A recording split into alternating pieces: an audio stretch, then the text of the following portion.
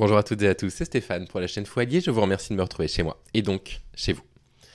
C'est le deuxième épisode de notre entretien avec Chloé, vous pourrez retrouver tous les épisodes dans la playlist qui y est consacrée.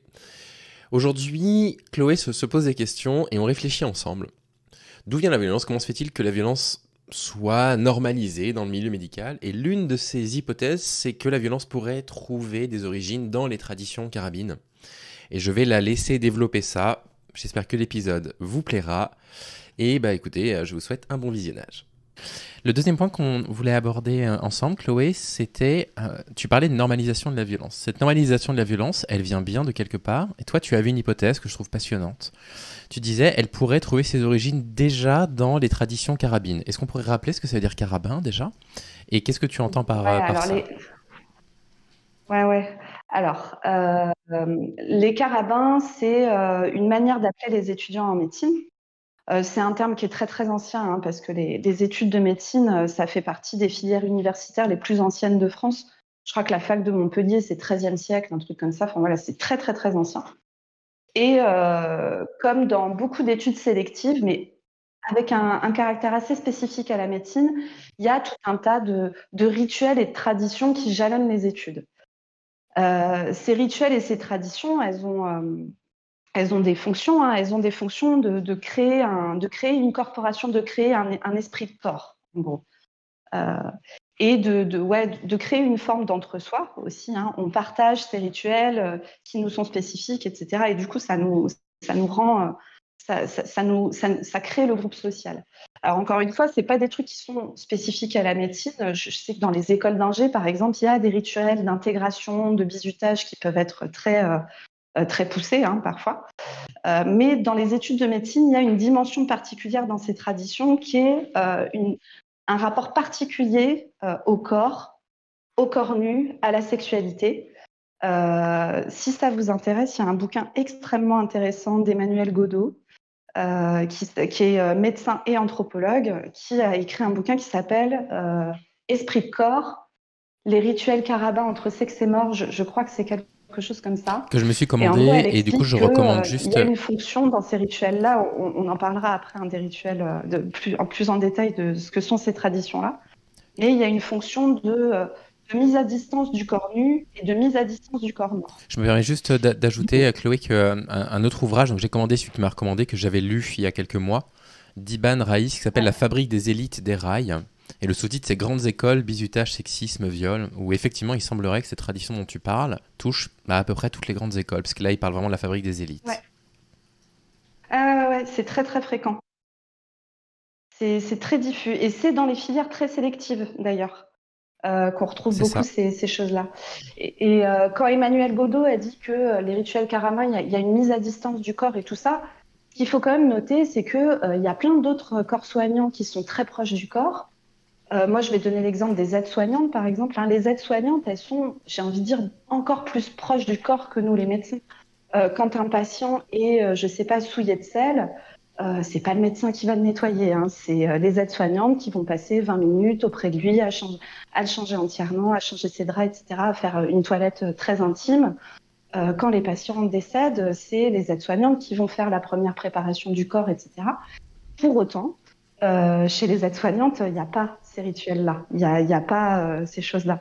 Donc bon, il n'y a pas que ça qui se joue, il y a aussi ce que tu dis Stéphane avec cet exemple des grandes écoles, il y a aussi vraiment cette histoire de filière sélective en fait. Et, euh, et donc pour rentrer plus dans le détail des traditions carabins, moi si je devais les résumer, c'est un espèce d'entre-deux, entre d'un côté, on va dire la partie émergée de l'iceberg visible de l'extérieur, qui est très sacralisée, très voilà. Quand on obtient le concours de la première année de médecine, il y a une cérémonie, je crois qu'elle s'appelle la cérémonie des choix d'ailleurs, hein, où on est appelé par ordre d'arrivée au concours et on choisit dentaire ou kiné ou sage-femme, etc., ou médecine. Le doyen de la fac est en toge en hermine. Enfin voilà, il y a tout un décorum assez marqué comme ça. Donc il y a toute cette partie émergée. Quand on soutient notre thèse, on la soutient en toge avec un petit bout d'hermine dessus. On prête serment devant le buste d'Hippocrate. Voilà, il y a un côté très ritualisé. Mais À côté de ça, il y a, en dehors de cette vision, on va dire, très fastueuse, il y a dans l'entre-soi une manière de se comporter de manière dégueulasse, en fait. Hein. Il y a, on se parle comme des charretiers, on fait des trucs hyper crades et ça passe, quoi. Et il y a cette espèce d'ambivalence entre ces deux mondes-là. Par exemple, dans les CHU, il y a un endroit qui s'appelle l'internat. Alors, c'est là où vivent une partie des internes qui ont des chambres là-bas, mais c'est aussi là où les médecins vont manger. Les médecins ne mangent pas, alors pas tous les médecins, mais une grande partie des médecins ne mangent pas avec les autres personnels soignants, ils mangent dans une salle à part que avec les médecins. Et c'est un espèce d'endroit où il y a des règles qui sont propres à l'internat. Déjà, les murs de cette pièce, et moi je l'ai vécu dans le CHU dans lequel j'ai fait mes études, sont recouverts d'une immense fresque, qui est une fresque pornographique, hein, je pense qu'il n'y a pas d'autre terme pour l'appeler, qui met en scène les chefs de service, les grands pontes du CHU local, dans des positions sexuelles extrêmement obscènes et explicites, qui mettent aussi en scène des femmes anonymes avec bien sûr d'énormes poitrines, etc., des animaux aussi. Hein. Donc c'est vraiment, c'est difficile à regarder. Objectivement, c'est vraiment obscène. Moi, j'étais assez mal à l'aise de manger face à ça. C'est normal. Donc voilà, donc on mange tous au milieu de cette salle, devant cette grande fresque qui vraiment recouvre des murs entiers. Hein. Enfin, c'est vraiment immense. Hein. C'est pas un petit tableau au fond de la salle. Donc il y a ça. Et puis après, dans les internats très traditionnels, alors moi, c'était pas trop le cas moi, j'étais dans un internat dit peu traditionnel. Mais dans d'autres CHU où les traditions carabines étaient encore très ancrées, il y a tout un tas de traditions. Donc, par exemple, on ne choisit pas l'ordre dans lequel on s'assoit. On s'assoit dans l'ordre d'arrivée, donc on peut se retrouver à bouffer à côté de quelqu'un avec qui on n'a pas du tout envie de bouffer. Hein. Et puis, il y a tout un tas de règles. Par exemple, il ne faut pas parler de boulot à table. Si on parle de boulot à table, il y a un gage, et le gage consiste essentiellement à mimer des positions sexuelles, voire parfois à se dénuder. Voilà, ça fait partie du truc. Alors moi, ça, je ne l'ai pas trop vécu, mais par contre, manger devant la fresque, oui. Et puis, il y a, on va dire, toute la partie festive des études de médecine. Les soirées médecine sont réputées être des soirées, où les gens vont très, très, très, très loin. Et moi, pendant mon week-end d'intégration, donc le week-end d'intégration en médecine, il se fait en début de deuxième année, parce que c'est une fois qu'on a obtenu le concours de la première année. Et ben moi, je me souviens, donc on était mis en équipe, il fallait faire des jeux, donc on était incités à boire énormément, hein, voilà. Et on faisait des jeux qui consistaient essentiellement soit à se dénuder, soit à avoir des contacts sexuels rapprochés avec d'autres personnes qu'on ne connaissait pas, hein, vu que on était en début de promo. Et donc, c'était faire la plus longue chaîne de vêtements. Donc, bien entendu, il faut enlever le maximum de vêtements. Ça pouvait être aussi se faire gober des flambis entre les seins ou entre les fesses, etc. Enfin, tout était très axé sur le corps, la sexualité, etc. Il y avait eu l'élection de Miss Promo qui se faisait en plus plutôt en fin de journée, donc tout le monde était très, très, très alcoolisé. Et il y avait des jeunes filles qui étaient très dénudées, qu'on avait incitées à passer dans la foule pour, entre guillemets, défiler, et qui, en fait, moi, je me souviens d'avoir assisté à ça, mais j'étais extrêmement mal à l'aise, de jeunes filles qui étaient elles-mêmes ivres, hein, et qui, du coup, étaient incitées à passer à travers la foule, et il y avait des dizaines de types ivres morts qui les plotaient, c'était vraiment, qui les agressaient sexuellement, il faut utiliser des termes.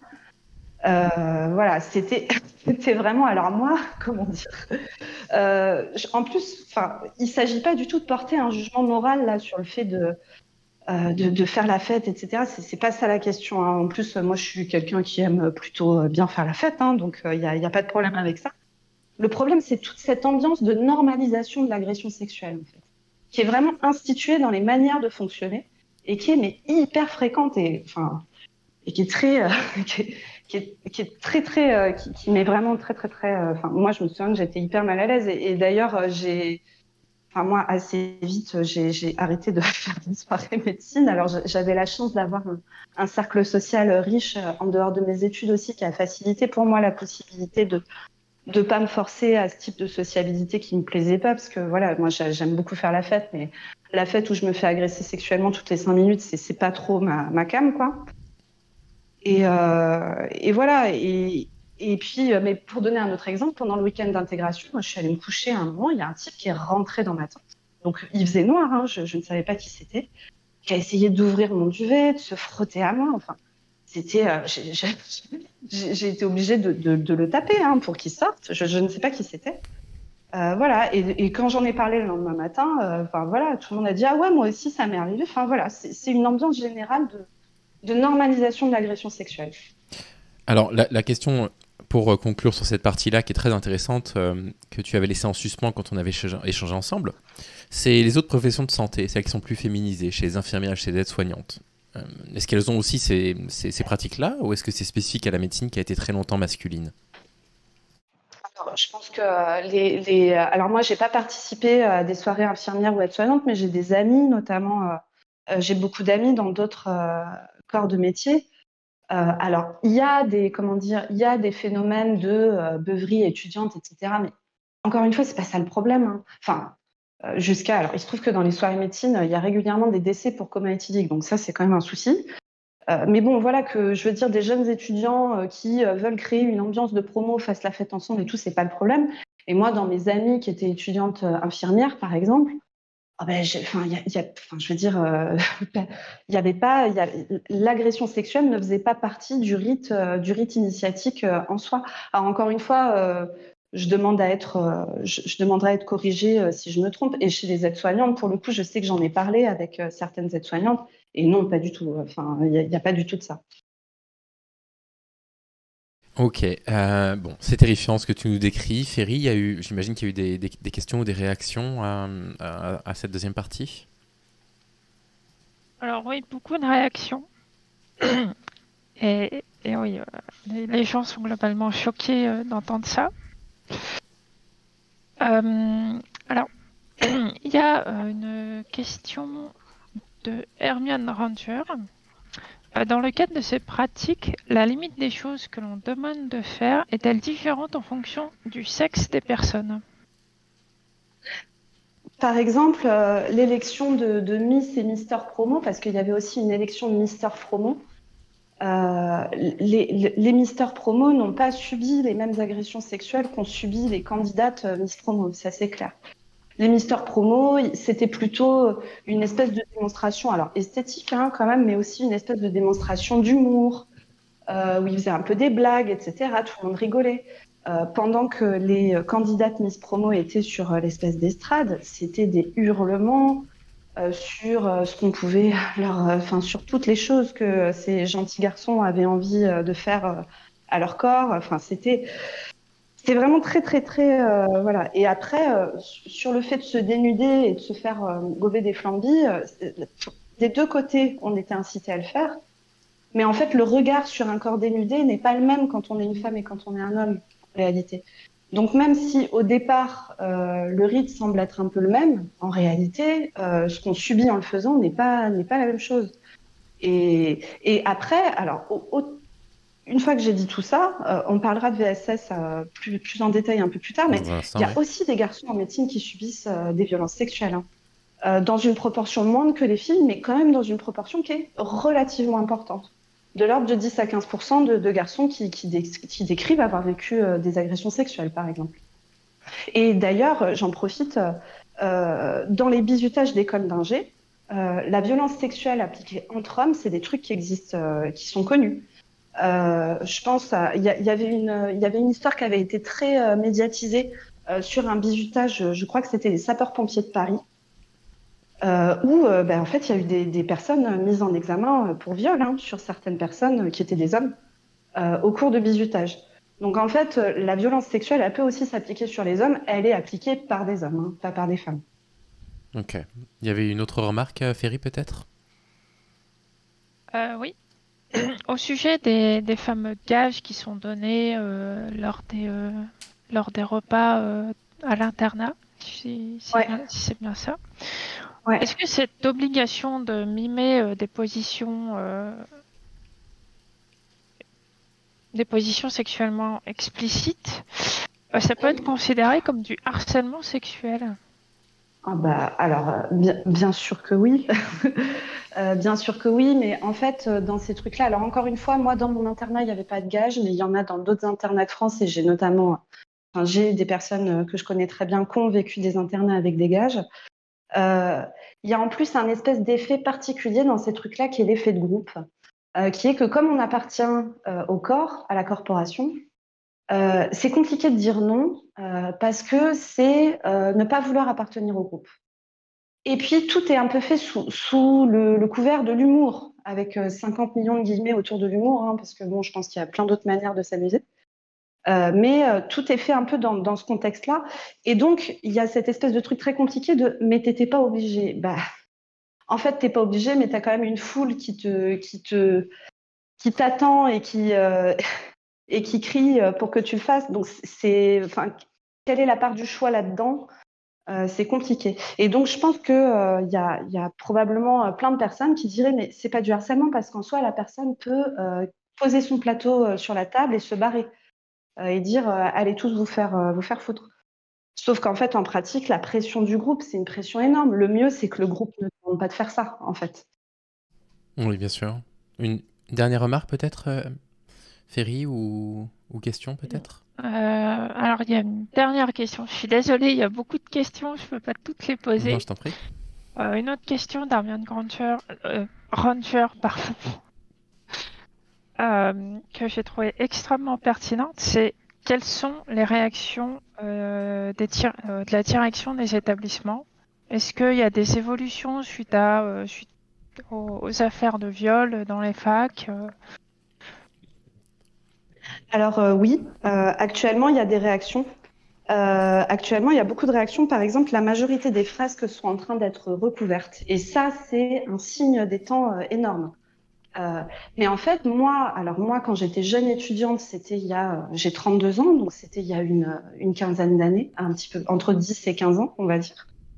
À ce moment-là, en fait, la tradition, elle est aussi portée par les chefs. Les chefs qui sont représentés sur la fresque, par exemple, c'est une forme de consécration d'être sur cette fresque. Ça veut dire qu'on est en haut de la pyramide, en haut de l'échelle, et les soirées médecine sont financées par les chefs. Ça fait partie des traditions carabins. Et il y a même, moi, quand j'étais jeune étudiante, encore une fois, c'était il n'y a pas si longtemps, mais entre-temps, il s'est quand même passé des trucs. Il s'est passé MeToo, il s'est passé beaucoup, beaucoup de choses qui font qu'on ne porte plus le même regard sur ces choses-là que quand j'avais 20 ans. À cette époque-là, il commençait déjà quand même à y avoir une sorte de perte de souffle de ces manières-là. Il y avait de plus en plus de gens qui disaient qu'ils n'avaient pas envie de participer à ça, en fait, que ça les amusait pas et que c'était juste au mieux extrêmement gênant, au pire extrêmement traumatisant. Je me souviens que moi, les pontes de mon CHU déploraient ça. Ils trouvaient qu'on perdait les traditions, que c'était terrible, voilà. Là, il y a des avancées qui se font, mais les avancées qui se font, elles se font pas grâce aux directions, en fait. Elles se font parce qu'il y a une vraie pression, à la fois des des jeunes générations de médecine qui sont quand même en général moins enclines à participer à ça, même s'il y en a beaucoup qui en ont fait partie, hein, bien sûr, et une pression sociale, en fait, sociétale. L'existence des fresques, ça devient un truc euh, impossible à soutenir, en fait, vu de l'extérieur. Mais d'ailleurs, déjà à mon époque, moi, on m'avait dit qu'il fallait pas prendre la fresque en photo, hein, qu'il fallait pas que ça sorte. Ouais, donc là, tout le monde a parfaitement conscience de ce qu'il fait, quoi. Donc Ben, ça, bien sûr. c'est une des hypothèses que tu formules qui est vraiment extrêmement intéressante sur l'origine de la distanciation qu'on peut avoir avec le corps dans les traditions carabines.